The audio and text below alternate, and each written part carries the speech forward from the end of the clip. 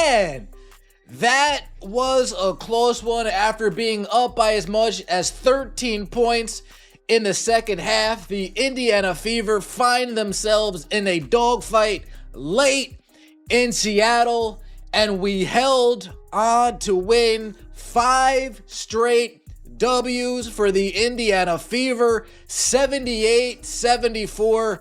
Man, that was a struggle, but this... The Indiana Fever were on the verge of their 5th straight win, their longest streak in a decade, when their own coach made a decision so baffling, it can only be described as an act of self-sabotage. She benched her hottest player, the team's emotional engine, during the most critical moment of the game. What followed was a near-total collapse that almost destroyed everything. But this single reckless moment did more than just risk a game. It exposed the real, untold story of the Fever's success, and it has nothing to do with the player you think. Well, my God, the Fever did everything possible to blow a game, but still come out with the win. That was a near epic level collapse, folks. Wow, it should have never gotten that close. Lexi Hull, Stephanie White waited till the very, very last minute to put Stephanie Hull in on defense. She should have been in there from 2 minutes in, 2.5 minutes in on defense. While the world has been laser-focused on the Phenom, another force has been quietly taking over the Indiana Fever, rewriting the team's identity from the inside out. Her name is Sophie Cunningham, and she doesn't just play the game, she attacks it. Cunningham operates with a different kind of fuel, one that can't be measured in points per game or endorsement deals. It's a potent mix of pure, unfiltered, blue-collar grit that has become the new heartbeat of this team.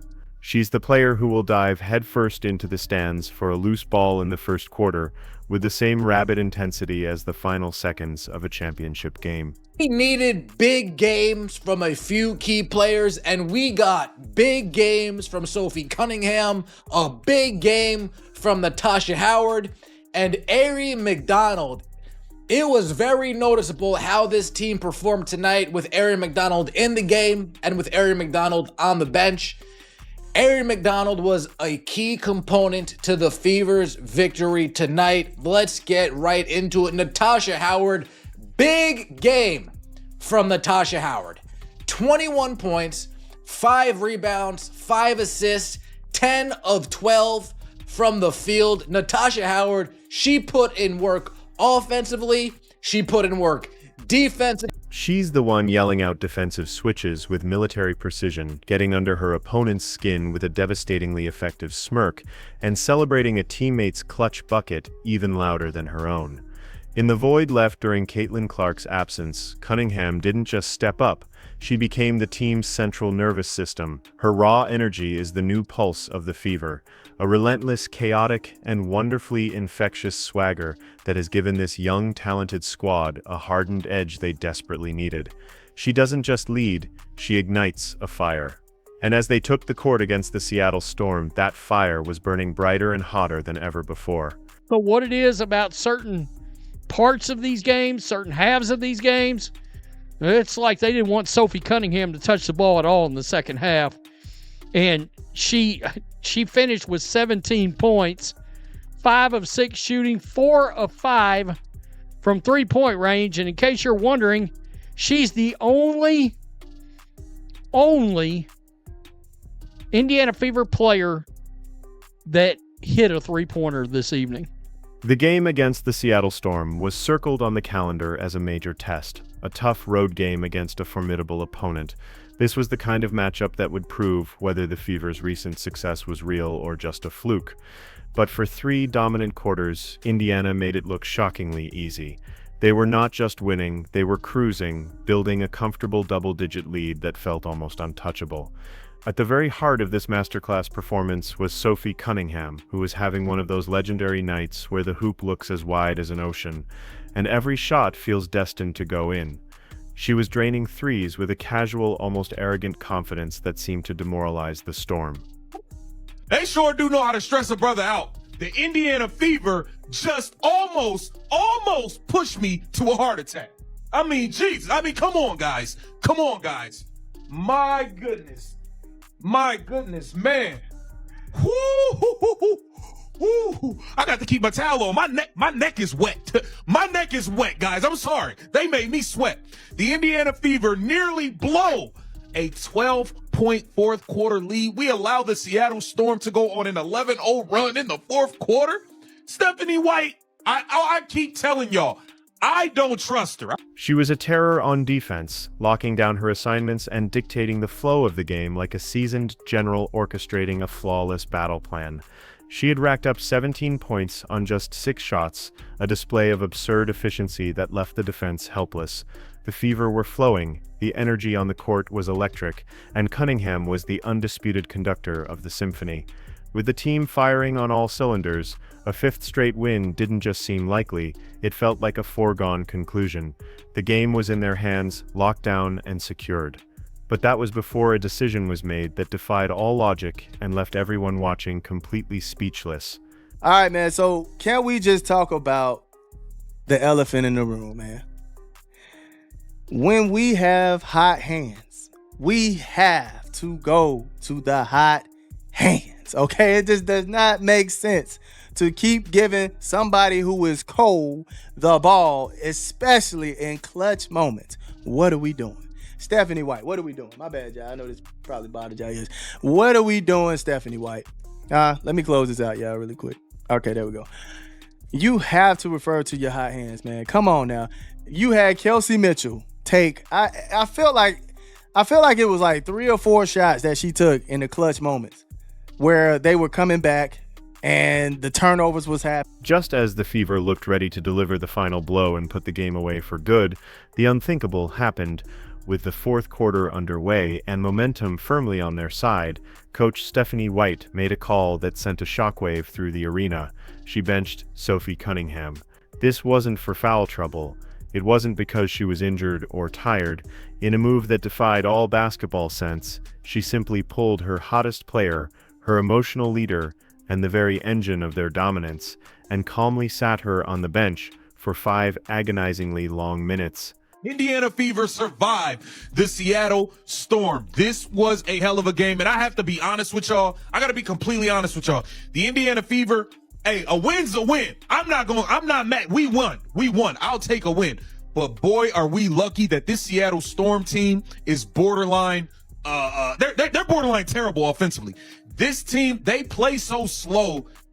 They can't score in bunches. I don't even know how they went on an 11-0 run. Well, I know how they went on a run.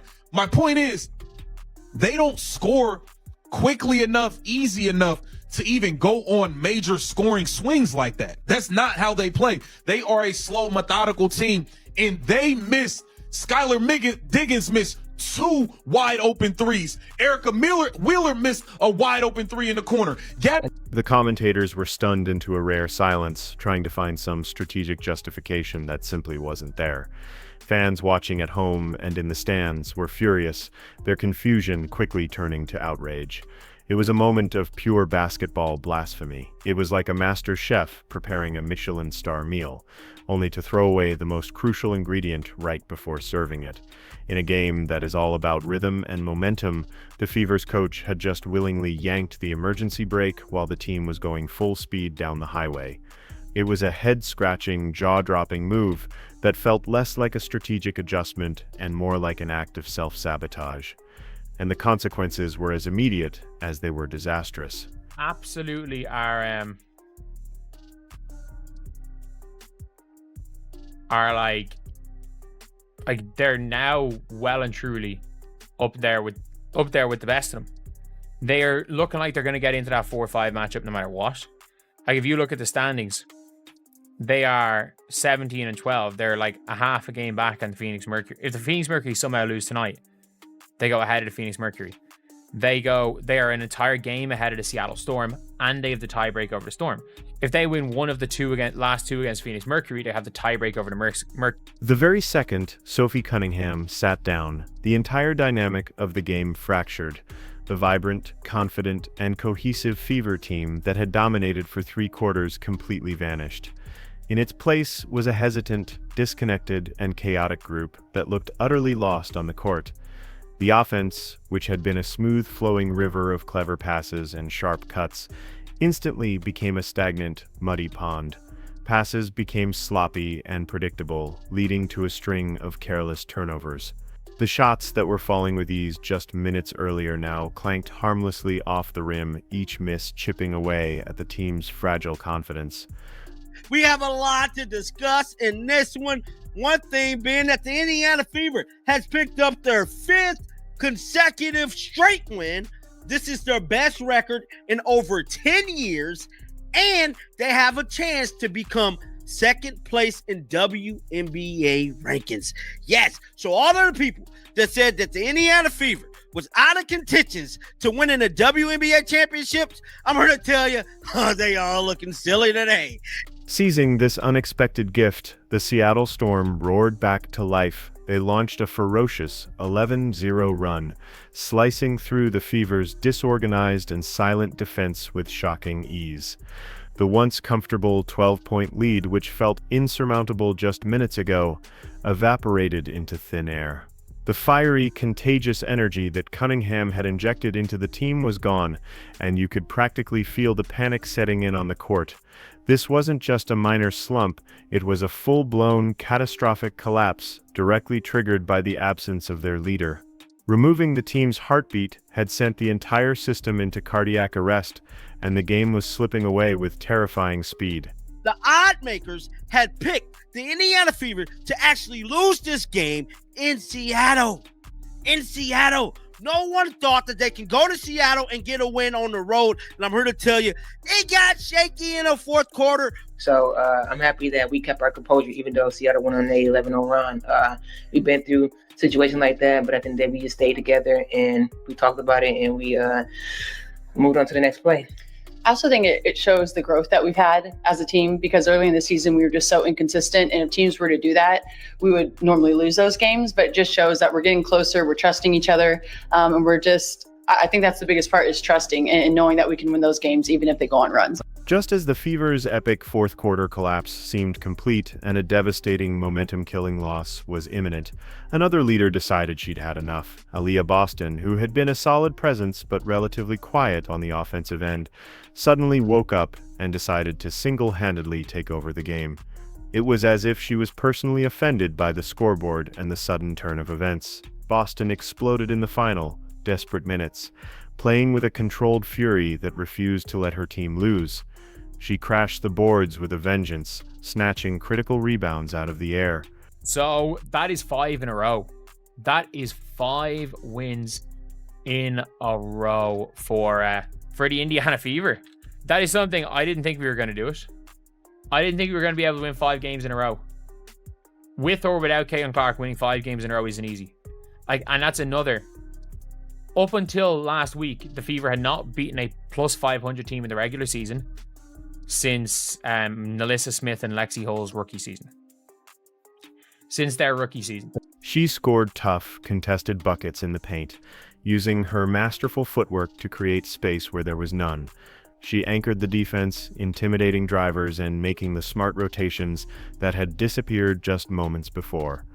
Boston grabbed the game by the neck and refused to let go, slapping her veteran card on the table and reminding everyone that this team was far more than just one player. Her late-game heroics were just enough to stop the bleeding and help the Fever narrowly escape with a win. They had survived, but the victory felt less like a triumph and more like a massive, collective sigh of relief. It was a win that raised an even bigger, more troubling question. Why did it have to be that hard in the first place? Oh my goodness. What are we doing? You had a Sophie Cunningham who was on fire, 17 points, right? 5 rebounds, 2 assists, shot 5 of 6 from the floor and 4 or 5 from the 3. Didn't touch the ball not one more time in that clutch moment. What are we doing? Boston was also on fire, 7 of 11 from the floor, 16 points, 1 block, 3 steals, 2 assists, 12 rebounds with that nasty double, and didn't necessarily put up a shot in those last minutes. This near disaster against Seattle serves as the perfect case study for Sophie Cunningham's true value, a value that you will never fully grasp by looking at a traditional box score. Her leadership isn't just about making shots, it's about preventing the very kind of meltdown the team endured while she was inexplicably on the bench. She is the team's stabilizer, the on-court coach who keeps everyone calm and focused when the pressure mounts. Her impact is felt most deeply in the team's very culture. In a professional sports world that often pressures players into sanitized, media-friendly personalities, Cunningham is unapologetically, refreshingly herself. She's hilarious and candid in interviews, a master of psychological warfare with her on-court trash talk, and a fierce, loyal defender of her teammates. She is the comic relief and the emotional anchor, the grinded-out baller and the unfiltered podcast guest, all rolled into one charismatic package. When she's on the floor, the ball moves with more purpose, the defense communicates with more urgency, and the entire team plays with a level of grit and cohesion that simply vanishes without her. She's the player who actually studies the scouting report, brings infectious energy to every practice, and holds everyone, including herself, accountable. She is building a new culture in Indiana, one based on toughness, chemistry, and a healthy dose of defiant sass. So let's zoom out from this one chaotic game and look at the bigger picture. This 5-game winning streak is far more than just a lucky stretch for a struggling team. It's a powerful league-wide statement. It has catapulted the Indiana Fever from the basement of the standings into the thick of a legitimate playoff race. Before this run, they hadn't managed to beat a team with a winning record in years. Now they're taking down top-tier opponents, winning on the road, and grinding out ugly, gritty victories, the true hallmark of a competitive, resilient team. They currently sit just a breath away from a top 4 seed in the WNBA, a position that would have been considered a wild fantasy just a few weeks ago. The doubters and critics who loudly wrote them off as a one-woman show and a lottery team are now conspicuously silent. The Fever are proving they have depth, they have multiple leaders, and most importantly, they have a newfound identity. This isn't a fluke, it's the tangible result of a profound cultural shift. They are building something real, something sustainable, and the rest of the league is finally being forced to sit up and take notice.